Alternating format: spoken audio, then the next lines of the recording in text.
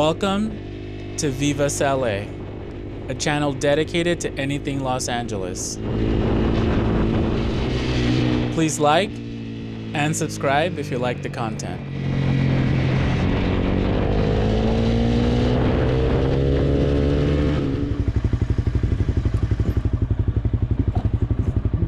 This is part 2 of Runyon Canyon Park. It stretches from the Hollywood Hills into Hollywood proper.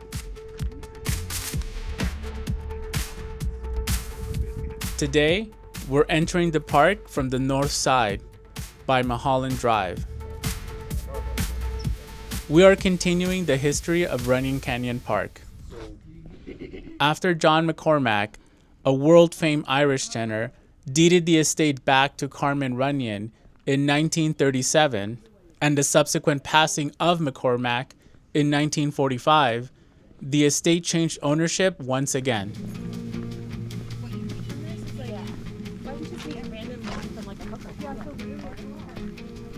Huntington Hartford, heir to the A&P grocery fortune and patron of the arts, purchased the property in 1942, moving into the mansion and renaming the estate The Pines.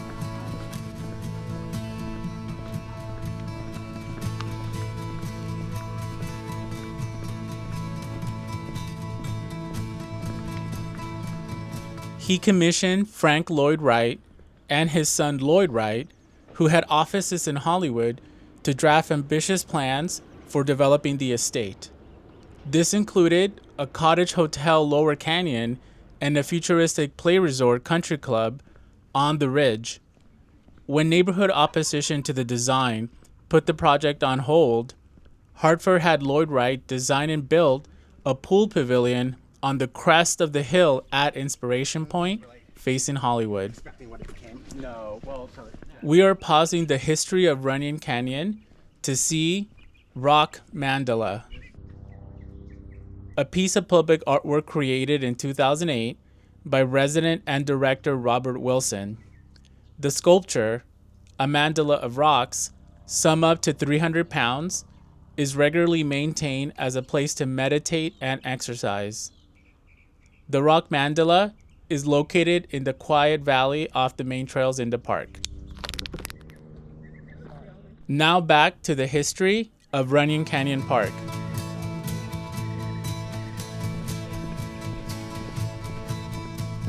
After the pool pavilion was built at Inspiration Point facing Hollywood, schemes were later proposed for galleries in the canyon. But after 1955, Hartford began to spend more time in New York, where his Gallery of Modern Art was eventually built. In the mid-40s, Hartford wrote an adaptation of Jane Eyre called Master of Thornfield, which ran for 2 weeks in Cincinnati and starred Errol Flynn as Master Rochester. His partnership led Flynn staying at the pool house briefly in 1957 and 58, and is the origin of the legend that Pines was Flynn's estate.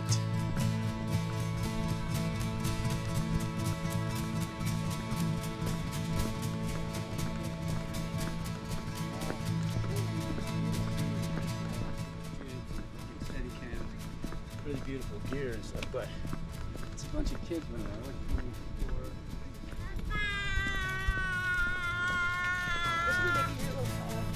In 1964, Hartford offered the property as a gift to the city, but this was turned down by Mayor Sam Yorty. As Lloyd Wright recalled in 1977, quote, "Here was this very wealthy man, and he wanted to give something very stunning to Hollywood. The Chamber of Commerce, the hotel owners, and various businesses were jealous of the park, and with the help of city officials, the city refused to give us permits.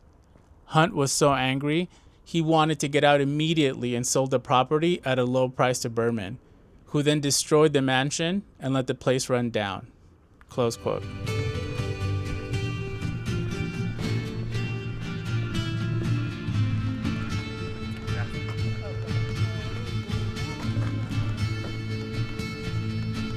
Jules Berman, who had made a fortune importing the well-known Mexican-style coffee-flavored liqueur, Kahlua, saw the estate potentially as a Tiffany development, a beautiful subdivision of 157 luxury homes. After purchasing the canyon, he razed San Patricio and the guest houses to avoid paying taxes on the deteriorating structures.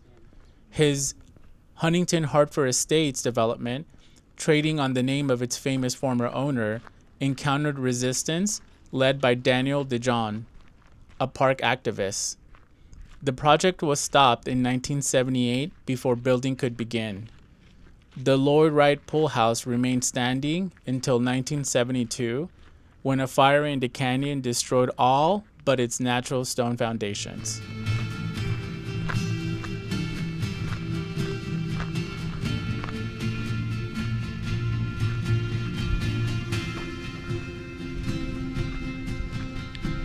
Between 1994 and 1999, two parallel subway tunnels for the Metro Red Line, now called B Line, were mined underneath the park.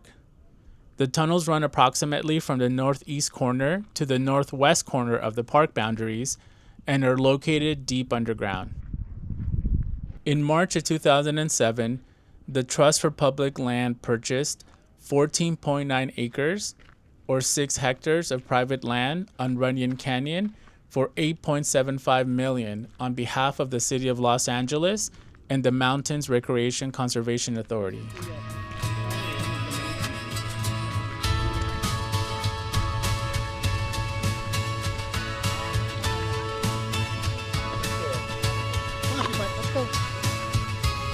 This ensured that the popular Runyon Canyon would remain open for the public use and the views unobstructed by development.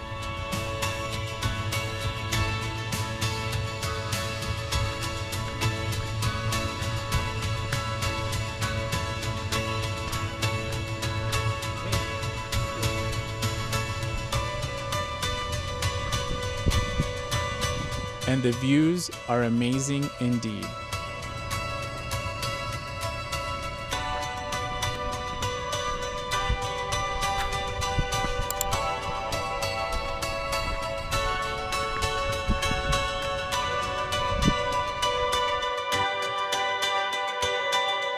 As we make our way back to the Mulholland Drive entrance, we are taking a shortcut to one of the viewing points of the park, close to the northwest end by Solar Drive and through Rock Mandala.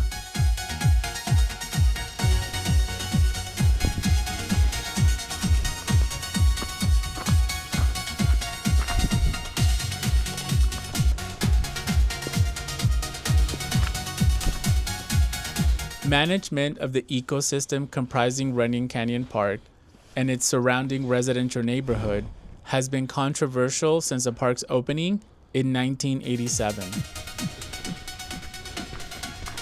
Although the park's master plan called for a small on-site parking lot to relieve parking pressure on residential streets and a small experimental dog park, the park opened before a parking lot was constructed, and the off-leash area was broadly expanded to its current size in 1994, resulting in greater popularity and visibility in print and online media.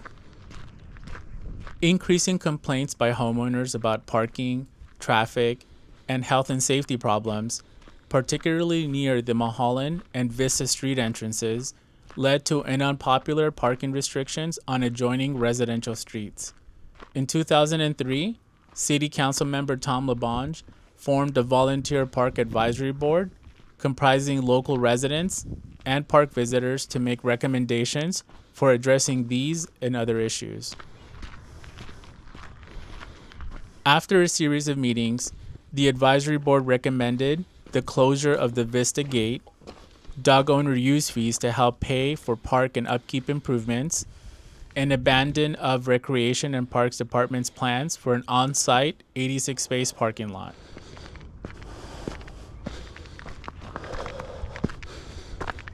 Tom LaBonge shortly thereafter dissolved the board in favor of council representatives and city employees, and its recommendations were not implemented.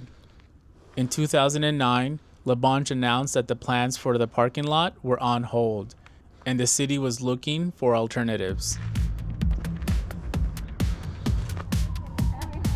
From this location, we can see all of the park, including the highest point, Indian Rock.